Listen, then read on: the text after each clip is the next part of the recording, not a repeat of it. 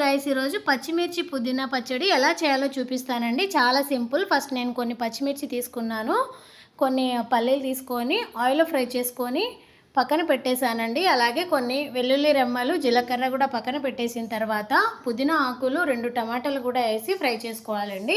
ఇలా ఫ్రై చేసిన దాన్ని పక్కన పెట్టేసి ఒక మిక్సీ జార్ తీసుకొని మిక్సీ జార్లో మనం ముందుగా ఫ్రై చేసి పెట్టుకున్నాం కదా పల్లీలు, పచ్చిమిర్చి, అలాగే వెల్లుల్లి రెమ్మలు, జీలకర్ర, మన పచ్చడికి టేస్ట్కి సరిపడా సాల్ట్ వేసేసుకొని కచ్చపచ్చగా గ్రైండ్ చేసుకోవాలండి. ఇలా గ్రైండ్ అయిన తర్వాత మనం ముందుగా ఫ్రై చేసి పెట్టుకున్నాం కదండి పుదీనా ఆకులు, టమాటాలు కూడా ఉన్నాయి కదా, వీటిని కూడా వేసి మళ్ళీ ఇంకోసారి గ్రైండ్ చేసుకుంటే సరిపోతుందండి. మరి మెత్తగా కాకుండా కచ్చపచ్చగానే మిక్సీ పట్టుకోవాలండి.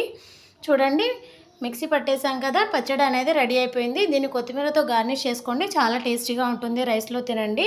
వీడియో నచ్చినట్లయితే లైక్ చేయండి, సబ్స్క్రైబ్ చేయండి, కామెంట్ చేయండి ఫ్రెండ్స్.